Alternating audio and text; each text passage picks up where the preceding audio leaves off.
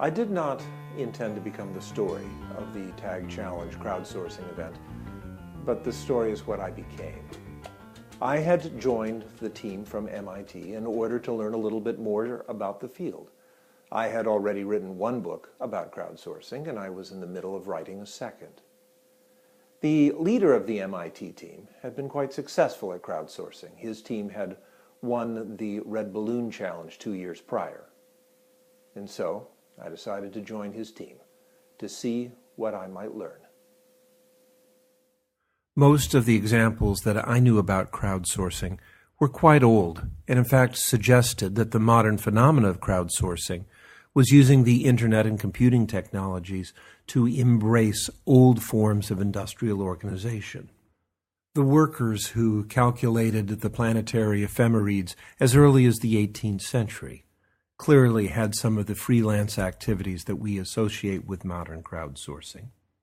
Perhaps the clearest parallels were those of the WPA, the Works Projects Administration in the 1930s, which used fine division of labor, mass workers, and market methods to do large-scale data processing. The definition of crowdsourcing consists of just those three things: a fine division of labor for some job or task, an open pool of labor, and finally, a process that uses market mechanisms to control production.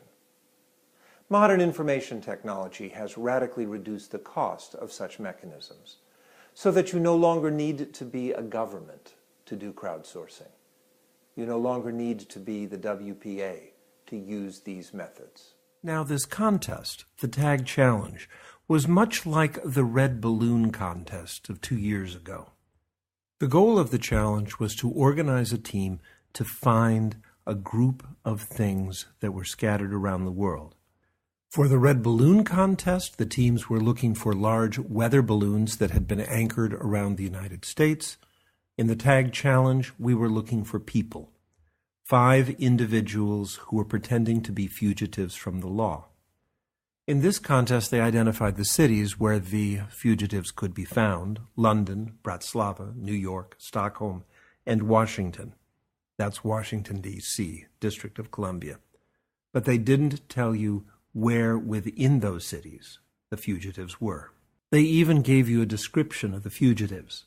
The Washington fugitive was a woman named Teresa Bay, and they outlined her description in some detail. I looked at the page, but I really didn't intend to participate. I just wanted to follow. And as the day went on, I followed a list of tweets and emails, noting that the group had found a couple fugitives in Europe, but that the Washington person remained at large. In the middle of the afternoon, I got an email that said the Washington fugitive was still at large and urged me to do what I could to go find her.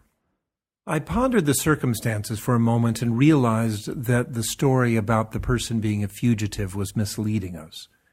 We were trying to find a young woman who was paid a couple $100 to be in public for the day. And where would someone spend the day? Certainly not in the monumental parts of Washington. Probably at a coffee shop, a library, or perhaps shopping. I thought for a moment that a young woman with time on her hands might find shoe shopping to be public enough, a place where you could sit and have people catch you. I concluded that the most likely place to find her would be at a cafe in one of those neighborhoods that appeals to the youth of today. My neighborhood can make some claim to being trendy, and it has 3 or 4 cafes in it. I checked first one and then another, and when I got to the third, I found Ms. Bay standing outside the door, unlocking her bike, ready to ride home because no one had found her. I took this picture, chatted her with a minute, and confirmed that she had indeed gone from cafe to cafe with a few brief stops through stores. When I looked at this photo to send it into the contest, I noticed that over her shoulder was the old X&O Cafe, where I wrote much of the manuscript for my first book on crowdsourcing. So at that point, I became the story, though I had no intent of being so. When reporters started looking at the events of the day, they started to ask how it was that I, someone who had written a book on crowdsourcing, and was indeed president of the IEEE Computer Society, had found the final fugitive. Crowdsourcing didn't work, or perhaps that the contest was rigged? I argue just the opposite. In crowdsourcing, everyone is equal before the bar. The ideas of high and low alike are weighed, and the best ones are rewarded. In this case, I happen to have a strategy that found the fugitive. It could easily have been someone else. Crowdsourcing just identified it and brought it to the top. So we ended with me being the story, when that wasn't right. The real story was this new way of combining workers and technology to bring out something new, to expand our intelligence and our means of production. This is David Alan Greer, who is not the story, for Errant Hashtag. Take care.